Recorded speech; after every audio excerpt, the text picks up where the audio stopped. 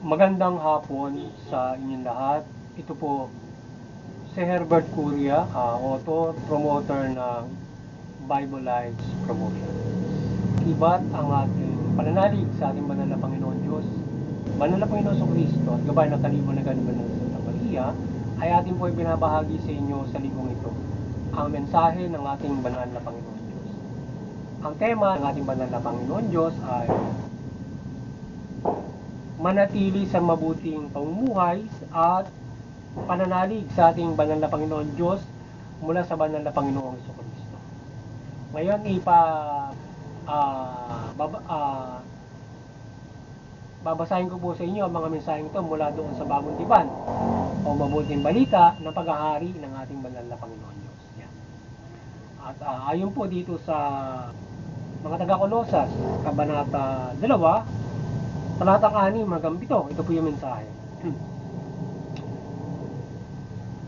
Yamang tinanggap ninyo si Kristo Jesus bilang Panginoon, mamuhay kayo sa paraang karapat-dapat sa Kanya. Manatili kayo sa pananampalatayang itinuro sa inyo at lagi magpasalamat sa Diyos. Patuloy po natin sa mga taga-Roma, Kabanata 12, Talatang hanggang 10 at 21. Ito po yung mensahe. Maging tunay ang inyong pag-ibig. Kasuklaman ninyo ang masama at pakaibigan ng mabuti. Mag-ibigan kayo na parang tunay na magkakapatid. Kayong padaig sa masama, kundi daigin ninyo ang masama sa pamamagitan ng mabuti. Ipagpatuloy po natin sa kay Apostol Tito, Kabanata 3, Talatang 1 hanggang 2. Ito po ang mensahe. Paalalaan mo si Pope sa mga pinuno at mga may kapangyarihan.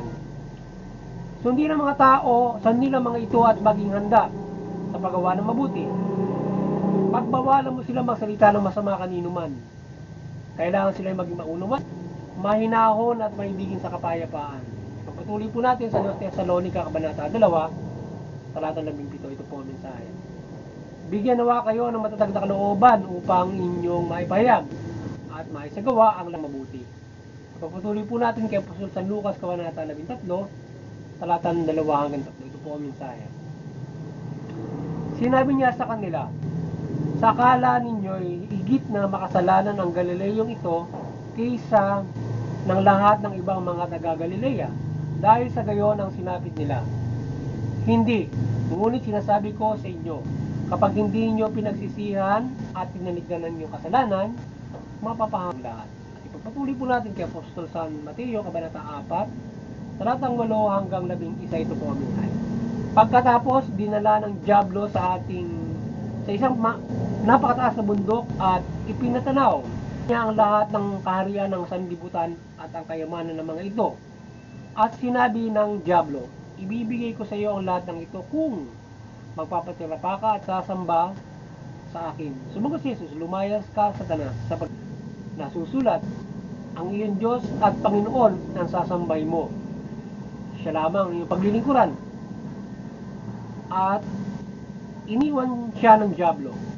Dumating ang mga anghel at naglingkod siya. Ito po ang mensahe at salita ng ating banal na Panginoon Diyos sa linggong ito sa ating pagbabahagi mula dito sa Bible Lives Promotion. Yan. O pagbabahagi natin ng mabuting ng salita ng Diyos o mabuting balita mula dito sa Bible Lives Promotion. Ngayon, paliliwanag ko po sa inyo yung mga mensaheng ito mula doon sa tema na manatili sa mabuting pamumuhay at pananalig sa Diyos mula Panginoong Jesucristo. Nais mong gabatid sa atin ang ating banal na Panginoon Diyos sa pamamagitan ng banal na Kristo.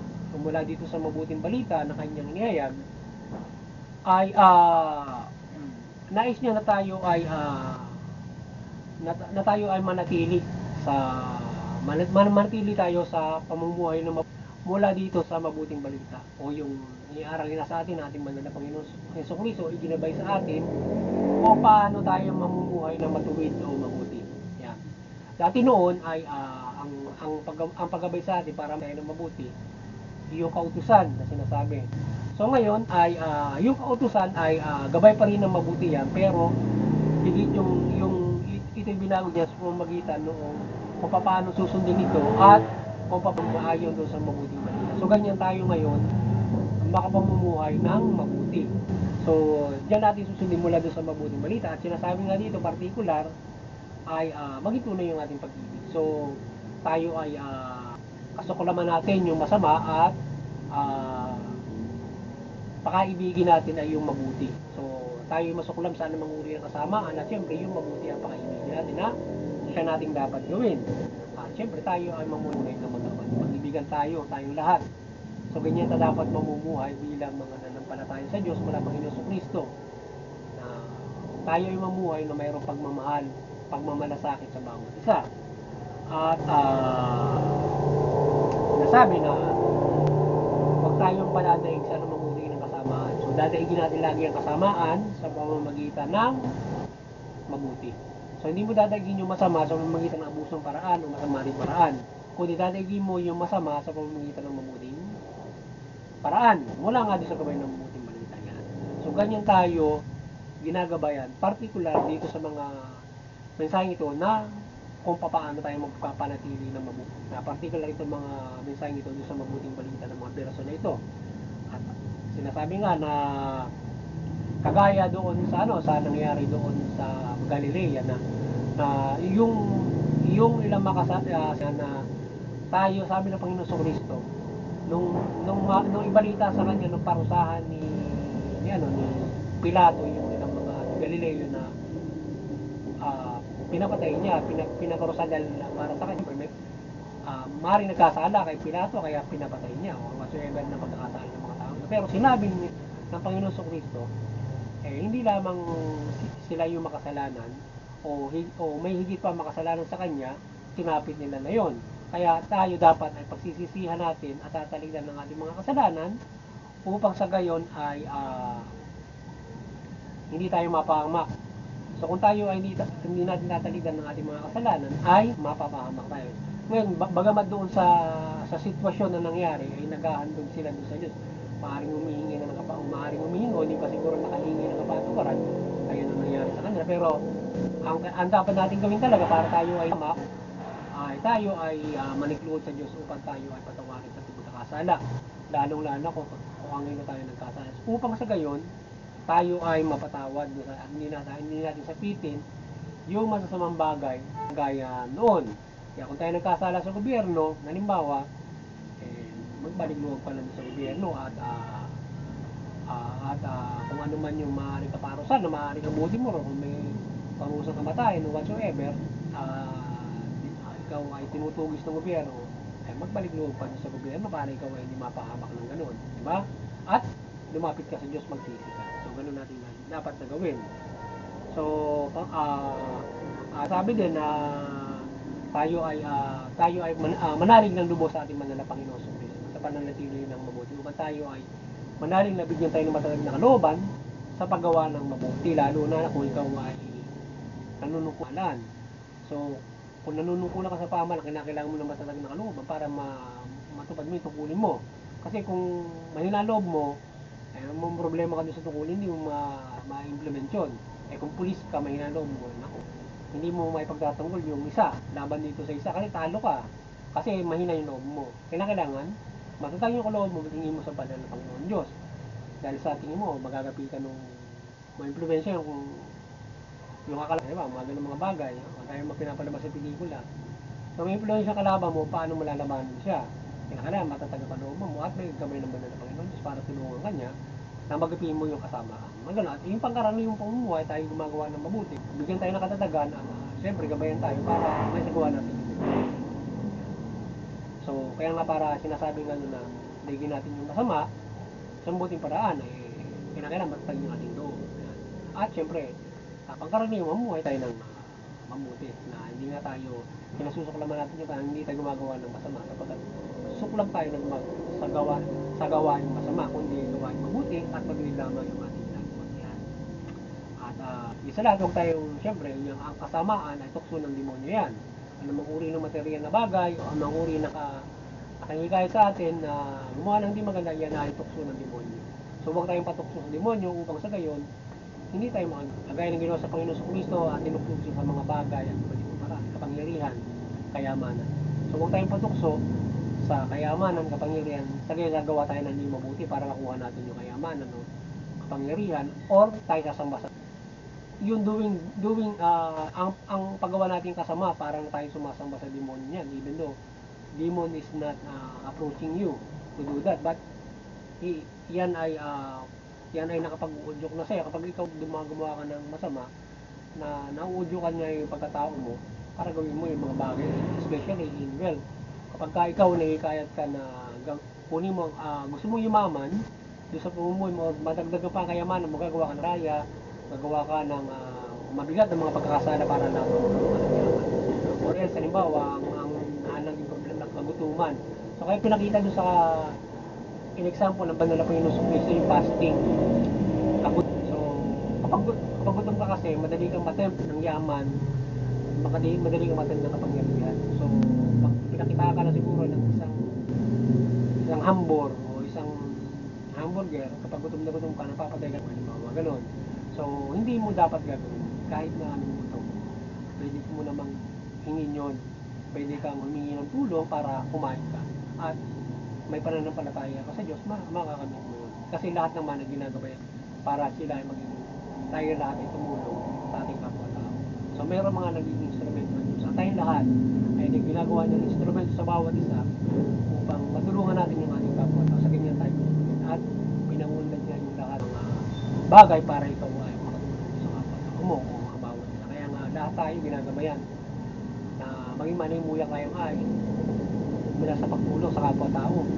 Yan, tayo lahat ay naging instrumento ng Diyos mula sa pagtulong. Ngayon, tayo ay binibigyan ng pagpapala doon sa kung ano man meron tayo. Nakapag-share tayo. Kaya even though kahit nga medyo mahigos tayo, nakikita natin naman wala talagang kakainin pa isang tao, nag-share tayo sa iba. So everybody is being instrumented by God through the pag sinasabuhay na natin yung mabuting balita, pati na bumuhay sa gabay ng mabuting balita. So kaya ganyan tayo dapat mamumuhay sa pamumuhay na ito na ngayon magbabagong taon. So nagiging eye-opener sa lahat na magsisimula naman muli. So matanaw natin yung ating nagawa sa buong taon. So kaya tayo, kung tayo nagkakamali, iwasan natin yung posisyon natin sa yung pagkakasala para hindi tayo mapa. Which is kung sa panahon ito nakatatayo ka pa,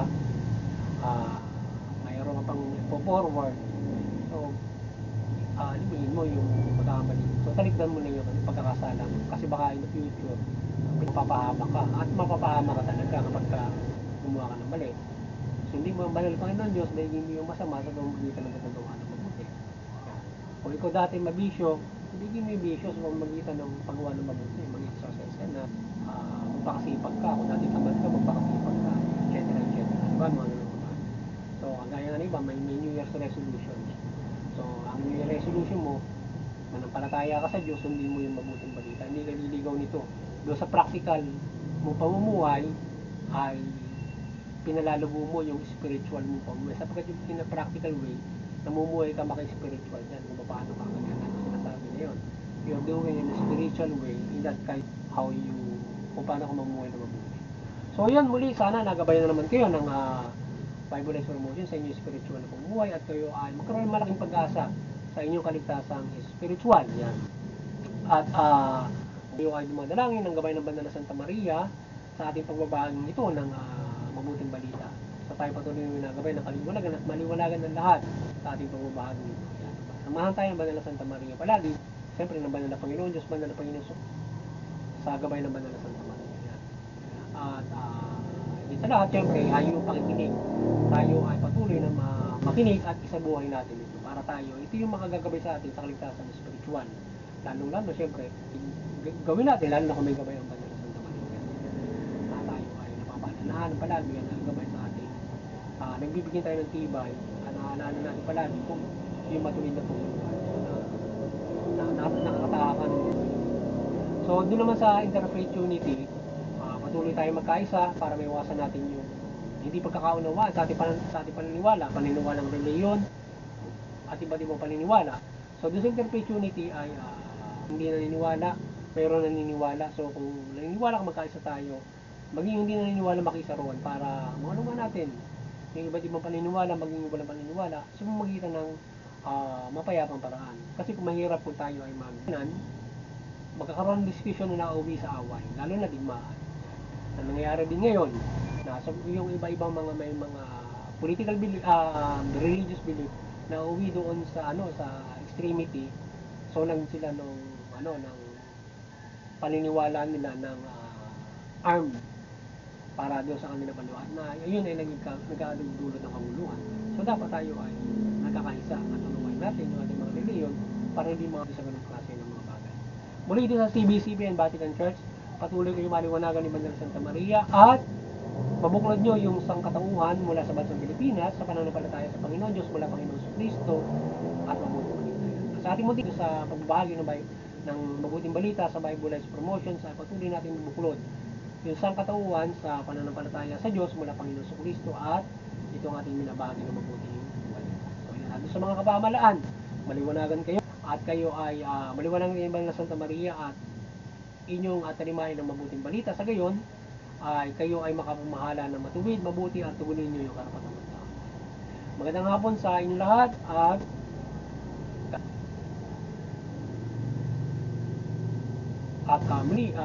maligong bagong taon 2024. Stay safe, stay good, and have good faith.